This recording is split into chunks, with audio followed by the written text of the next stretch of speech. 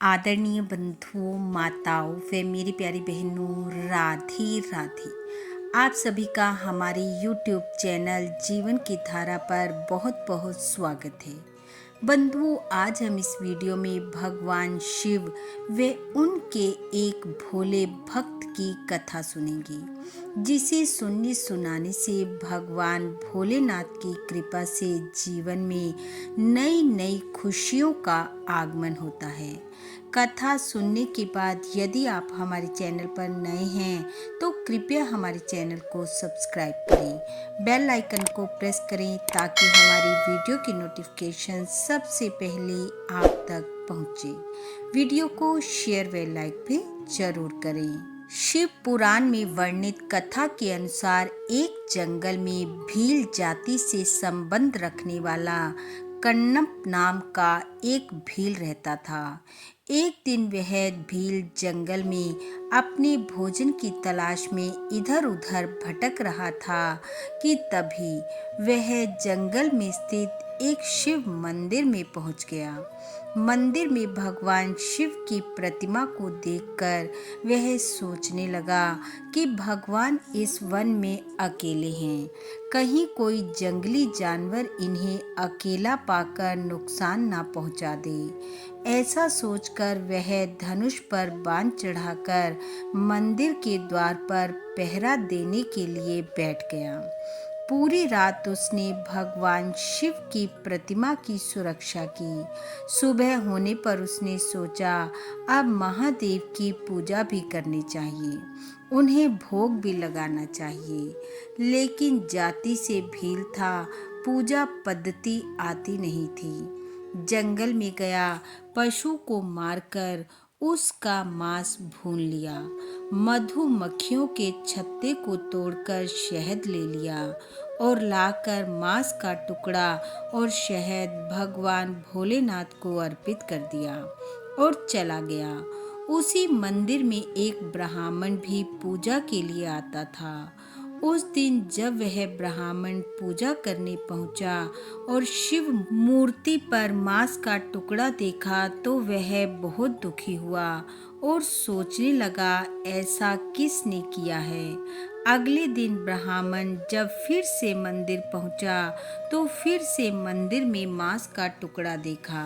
ब्राह्मण बहुत ज़्यादा दुखी हुआ और सोचने लगा कि अब तो पता लगाना ही होगा कि ऐसा घृणित कार्य कौन कर रहा है।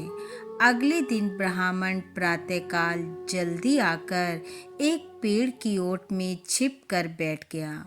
कुछ देर बाद ब्राह्मण ने देखा एक भील आया जो कि हाथ में मांस लिए हुए है और जैसे ही वह मांस भगवान शिव पर चढ़ाने लगा, ब्राह्मण बाहर निकल आया और क्रोधित होते हुए उसे ऐसा करने से रोका। फिर ब्राह्मण भील के पास पहुंचा और अति क्रोधित होते हुए कहने लगा कि तुम ऐसा पापपूर्ण कार्य क्यों कर रहे हो, भगवान पर मांस क्यों चढ़ा रहे हो। ब्राह्मण की बात सुनकर भील ने अति विनम्रता से कहा कि महादेव रात को जंगल में अकेले होते हैं, इसलिए मैं रात भर यहाँ रुककर उनका पहरा देता हूँ और सुबह उन्हें भोजन। ब्राह्मण ने कहा जो सारे संसार की रक्षा करता है उसकी रक्षा तू क्या करेगा, उसका पहरा तू क्या देगा, और भगवान पर मांस चढ़ाकर तूने कितना पापपूर्ण कार्य किया है। अभी वह दोनों इस प्रकार बात कर ही रहे थे कि उन्होंने देखा कि भगवान शिव की मूर्ति के एक नेत्र से रक्त निकल रहा है। ऐसा देखकर उस भील ने पत्तों की औषधि बनाई और रक्त बह रहे नेत्र पर लगा दी, लेकिन फिर भी रक्त बहना बंद नहीं हुआ।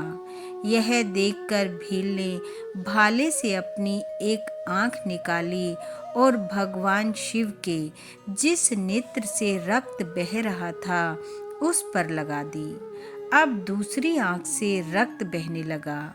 भील ने अपनी दूसरी आंख निकाली और वो भी लगा दी। यह देखकर ब्राह्मण के होश उड़ गए। भील की ऐसी भक्ति देखकर भोलेनाथ वहाँ प्रकट हुए।